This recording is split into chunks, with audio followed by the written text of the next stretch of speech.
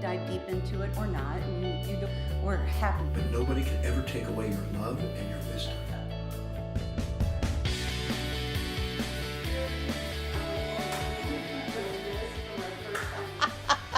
All right. I think one of the biggest questions that I had was, what was it like growing up, with your mom and your dad, coming from like the four agreements, just from that point of view, like how was that being raised in an environment around I can say those concepts, I guess. I'm blessed being the eldest, so I remember a lot of my dad's stages during his own journey. I remember Dr. Miguel Ruiz. I remember Apprentice Miguel Ruiz. I remember Don Miguel Ruiz and the version he finally came out. I saw all the different styles and the steps, like the way the parenting style of my father when he was Dr. Miguel Ruiz. It was, straight A's, eating straight A's. With my grandmother and my mother, of course.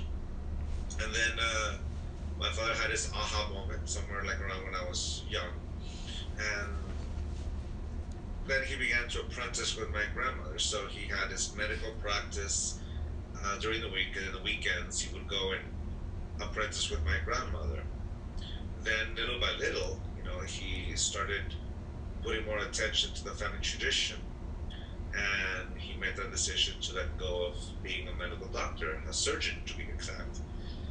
And in that, as a surgeon, he let go of the practice and went full scale on the whole family tradition, which you can already imagine that being such a huge shift. Mm-hmm. Right. The family, my mom and dad, and that cost their marriage, of course, divorce. But because nothing is promised, And we were three boys at the time, but my father went full force with the tradition, and one of the things he wanted to do was to clean up the tradition from a lot of, you guys call it superstition. So at that point, my grandmother was his teacher, and her father, Don Leonardo. And he practiced, and then he began to understand it in his own language, in his own way of seeing things. And he began to take out a lot of that superstition and leave what he would call common sense. And as you can say, that's where the four agreements were born.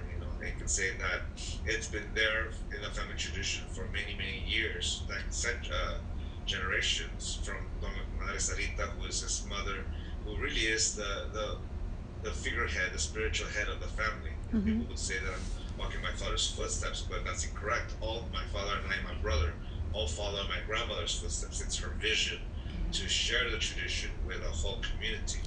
Because her father, Don Leonardo, and her grandfather, Don Ezequiel, who taught the tradition, but taught it to a very few people, just a few people in the family, and a few people who were interested outside the family. The tradition was shared as an oral tradition, sharing stories. And those are the stories that reached my father. And he understood it, but once he began to practice them and engage them, he saw that a lot of the superstition that surrounded them kind of didn't let people see it. So he took it all out, put it in a language we all could understand, and that's where the four agreements comes in. And that was during my apprenticeship time, as you can say, in my late teens and early 20s. So when the book came out in November of 1997, and my dad gave me a copy, and I read it, and I put it down after that third chapter, because it was my dad telling me what to do all over again. I was just going to ask, how did you rebel? It's a tradition, and I mean, to rebel against a tradition, turns out.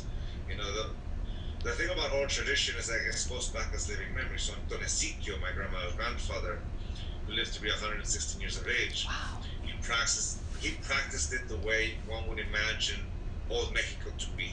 The trickster, the one with a big hat. He was that kind of guy. And his son, a very disciplined man, he became a soldier, as a federal soldier in the Mexican army. But he was also a musician, so he became a band leader. And he found a way to teach the tradition through not only stories, but through music. And he did a lot of that concept through that music, and paying attention, all that kind of thing. then his daughter, Madre Sarita, my grandmother, taught it in a way that was healing. She was a healer, and she gave sermons, and she had the vision to share the tradition with everyone. So she taught it in her own unique way. So when my father came around, you can say that transition was happening.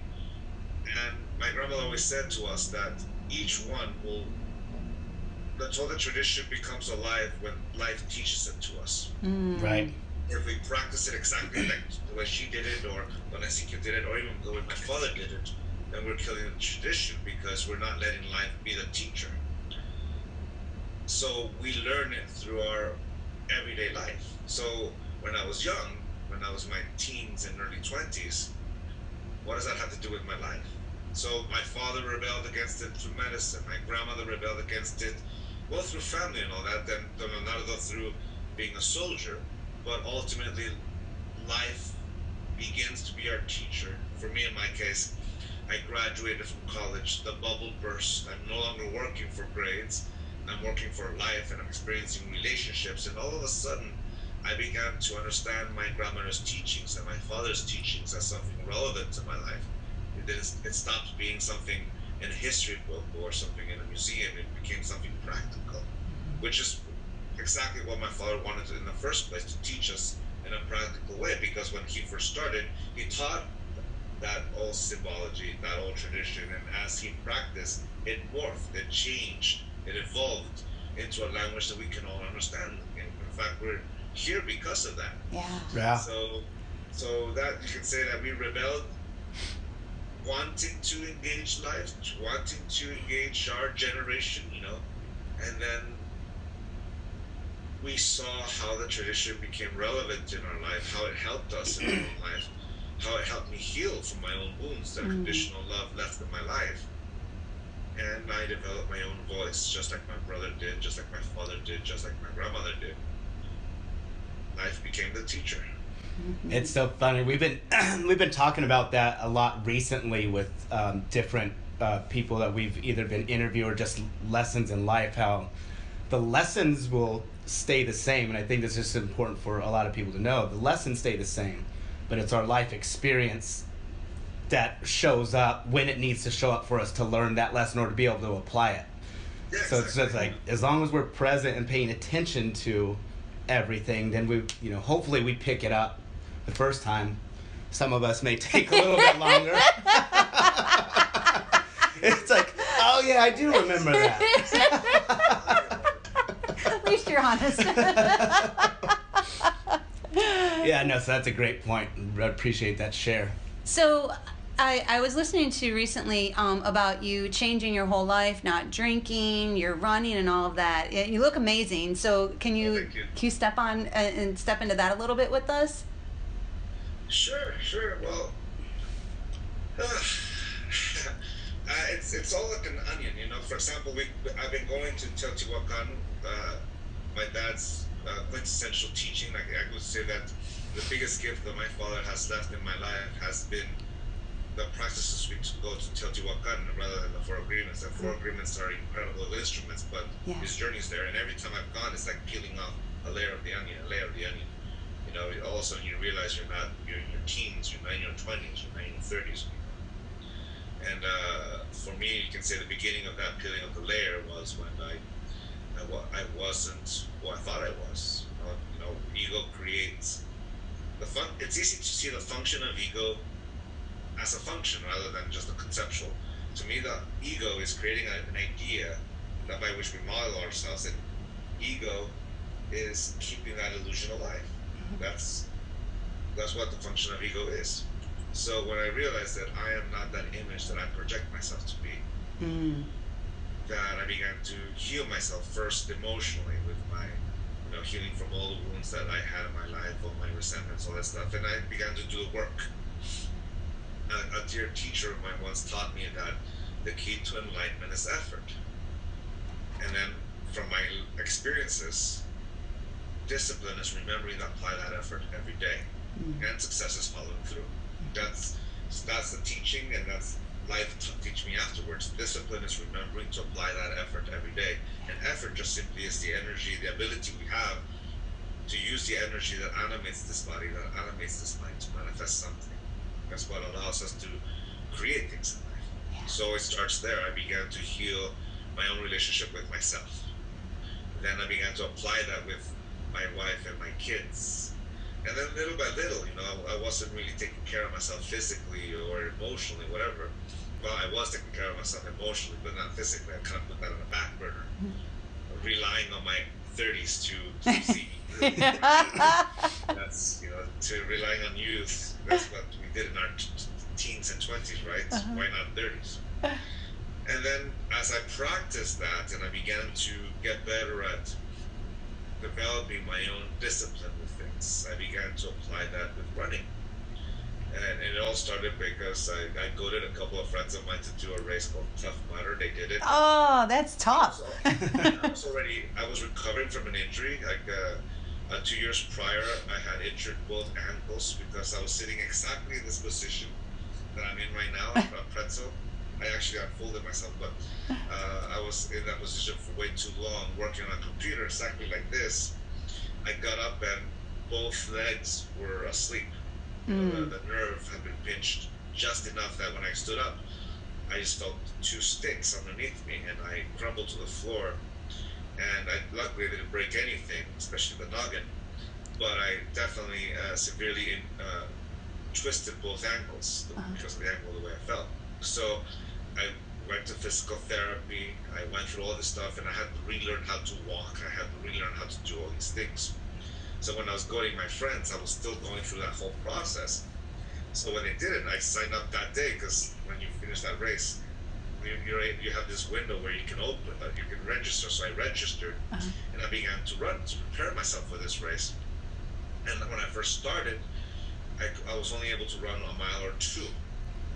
So little by little, I used to crunch with my headphones. I would run one song, walk one song, run one song, and I would do that pattern until I added 2 songs running, 1 walking, 2 songs, and then little by little I expanded that until I reached 3 miles and 4 miles, and then I was crossing thresholds that my mind said I couldn't cross, and I enjoyed crossing those thresholds, proving my self-doubt wrong or proving my mind wrong. And then I ran that race, and I enjoyed it. I liked it. So I continued to sign up for races without the obstacles. Since then I've been running, and there's this joy about it. The races are the excuse to train. Because I once ran a race where I didn't really train, and I saw the consequence of not training. So it pushed me. This is, what else can I do? That mantra, like, what else can I do? And little by little, I began to apply that. The same thing I learned from healing from my own wounds, I applied it something physically where I can meditate when I run. In the first 5 miles, I can hear all my voices, all that muck in my mind, very loudly. Then on mile 5, mile 6, it's fascinating to see it subside, where I'm no longer thinking, and for about 5 to 8 miles, there's no thoughts. I'm just running. I'm aware of my environment. I'm aware of my body. I don't run with headphones, so there's no music. It's just me.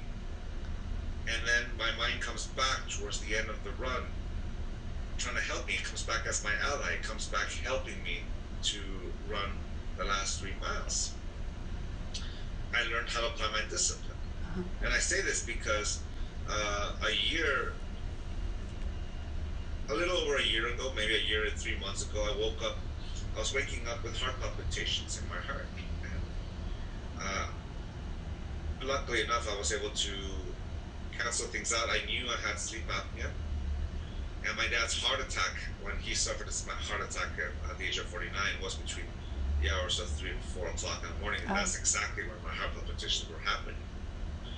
So after a process of elimination, I became aware of the truth that it was alcohol that was exacerbating my sleep apnea, because the alcohol relaxes the muscles to such a point where the sleep apnea gets worse. And the reason why my heart palpitation was happening is because it was trying to get blood into my brain because I wasn't breathing. So the consequence consequence of that is a stroke or a heart attack. Since I want neither, at that moment I became aware of the truth that this is harming me. So I let go of it. Right there, that was the last time I had a drink. And it was the same discipline I used for running that I used for no longer drinking.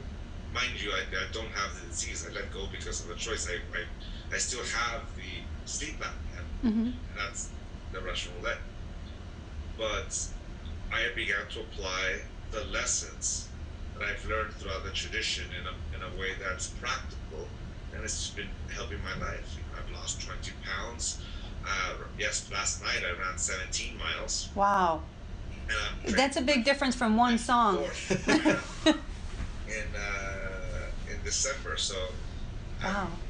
From not being able to run 2 miles in 4 years, I'm about to get my 4th marathon. That's amazing. That's great. Good for you. Congratulations. Yeah.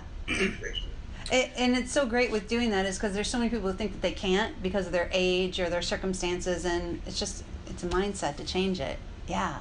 Yeah. Well, today we lost an angel in the running community. I'm sorry. Well, she was 93 years old. Wow. And she started running at the age of 75 marathons, and she ran a marathon every year. And my first ever marathon, which is the Rock and Roll San Diego Marathon in 2015, she ran it, and that day she broke the record of being the oldest person to finish a race at 92, at being 92 years old with 8 months in. Wow. So, and then we heard her story, and when I was in the race, I passed her and I congratulated her. And she's such a strong inspiration. And she just, she started at 75 years. Like you said, we have our excuses in our mind, but they're only excuses until we stop believing them. Once we no longer believe them, they stop being that hurdle, that roadblock. That's I was saying before, I love crossing thresholds that my mind says I couldn't cross. Running allowed me to do that. Yeah. But translate that. Her name is Harriet Thompson.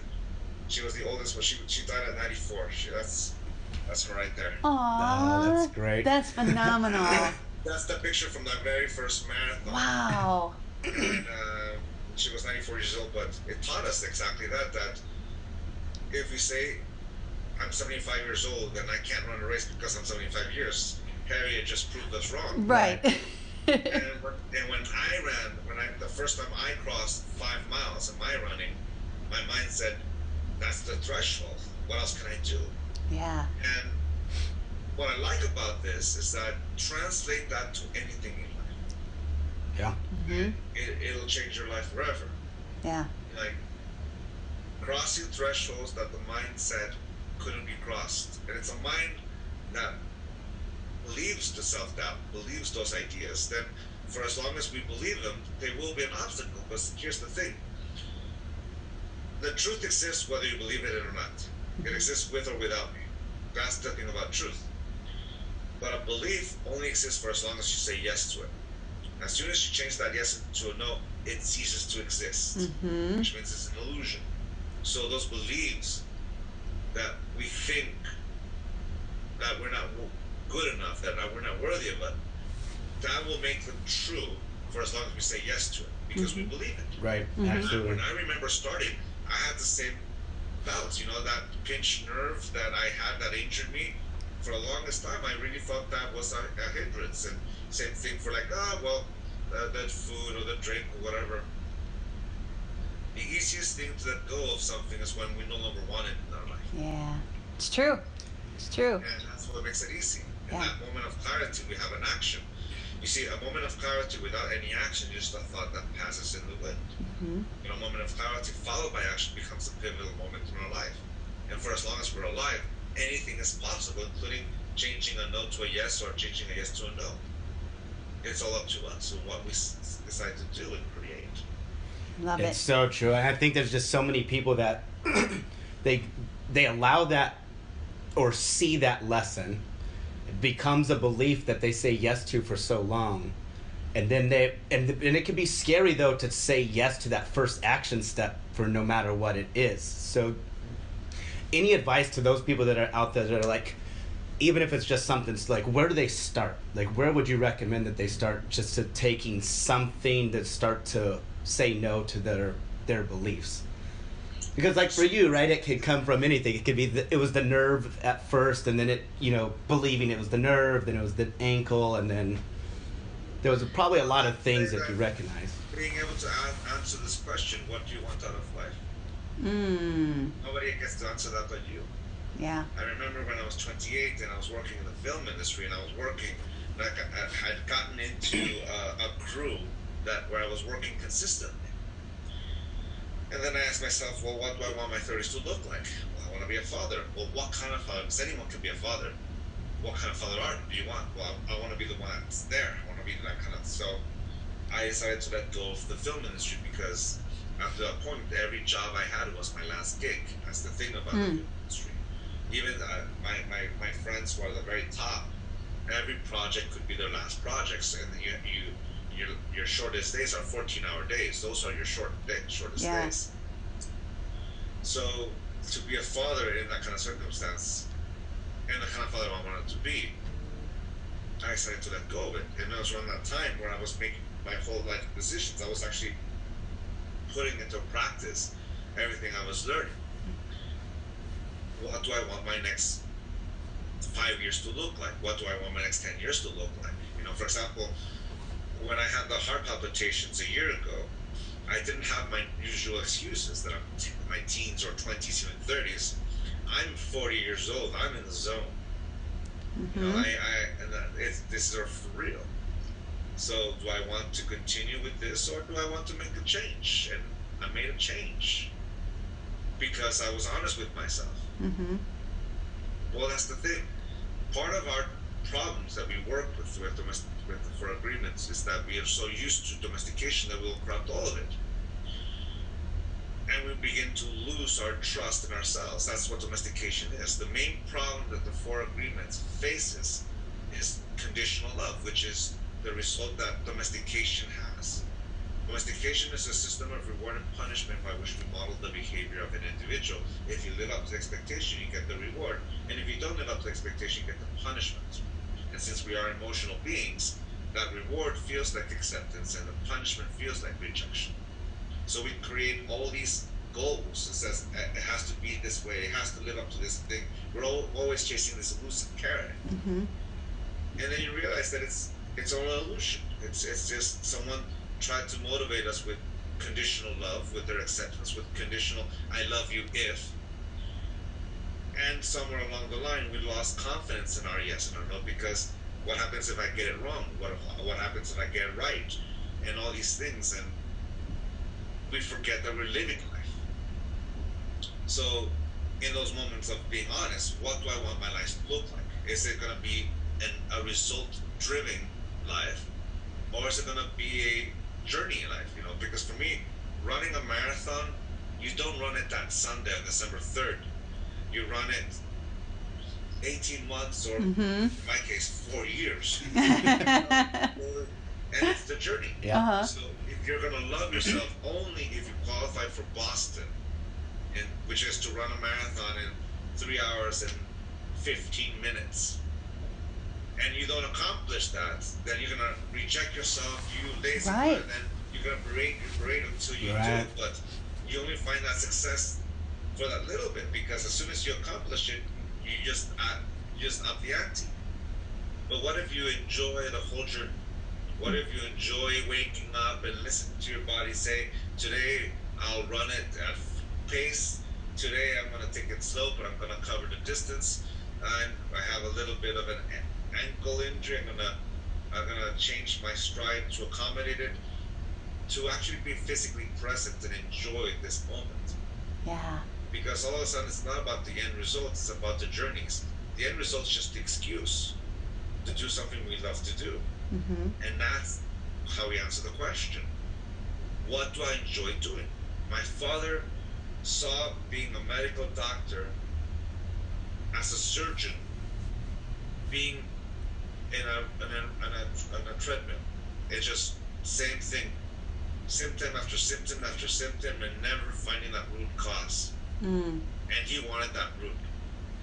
So he changed it in a very dramatic way. He changed it. It cost him his marriage at first, but now that he's remarried to my mom, they've been married 3 times, my mom and my dad. Now they're married, the longest that they've gone through it. But they've been married to each other 3 times? 3 times. I love it. No, 3. But the last time I got married was as friends. My father says, you went through all this with me, and I want to take care of you. And they did it out of friendship. They wanted, my dad wanted to share that with her. They love each other, not romantically, but they love each other, so that's how they got together again, to help each other out. But to me, that's what love is. I know that you had talked about seeing your parents in different lights now, like different stages of their life, like you look at them differently, and your relationship has changed with them also. I think that's phenomenal. Mm-hmm. Yeah. Well, thank you. Well, here's the thing about parenting. We have no idea what we're doing. We're doing the best with what we've got. And I'm able to relate to my parents because I see them as my peers. You know, you take off the mask of father and mother, and you see the human beings of 2 people who are doing the very best with what they got. They're adjusting to life at this new stage in life. They're adjusting to try to be parents to a 41-year-old, 39-year-old, and a 32-year-old with grandkids. And they're trying to figure it out a way. You know, that's the thing about being a parent. As soon as you get used to being a parent of a 1-year-old, they turn 2. Right. They turn 4. They turn 7. Every time making everything you know irrelevant because the individual has changed. And then they get in their 30s and 40s and they know everything. That's going to be the truth throughout our life. Not just with parenting, but with romance, with all these things. We get tapped to our truths. Right. We go back to that question. What do I want this relationship to be like? What do I want my life to be like? And the beautiful thing is that nobody gets to answer that but you. And if you're in a relationship, well, how wonderful it is that we're both alive to make these decisions together. We're co-creating it together. Nice. Yep. Nice. And to be able to revisit and give yourself the time and space to revisit those conversations and have those be open and honest with where people are at that time as well. Exactly, which requires the willingness to see them for who they are. And that's the thing. You can't give what you do not have. Right. If you can't see yourself for who you are, there's no way you can ever see anyone else. Right. Yeah. You start with yourself. Right. You start seeing who I am, what I am. You start regaining that confidence that you might have lost somewhere during your domestication. You begin to practice. You start seeing the strengths of your own choices. And in those choices, you start gaining faith in yourself, confidence in yourself. And then you have the desire to, well, what do I want my life to be like? What do I want to engage? What do I want to create? The beautiful thing about being alive is that I'm alive to heal whatever wound prevents me from living that life. If there's a wound between you and I, we're both alive to heal it. And that's the beauty of it. You know, to me, that's the essence of the total tradition. It's not about reaching a certain level of enlightenment. It's about how I use it to heal every relationship that I'm in, especially my own. Yeah, that's such a huge relationship too. You got to be with yourself 24/7. Oh yeah. I'm constant in every relationship that I am in. If I have conditional love for myself, then I've got nothing but conditional love to give. But if I begin to heal myself, and I begin to do that work in me, and all of my relationships will benefit from that. Yeah. Yeah. Yes. And where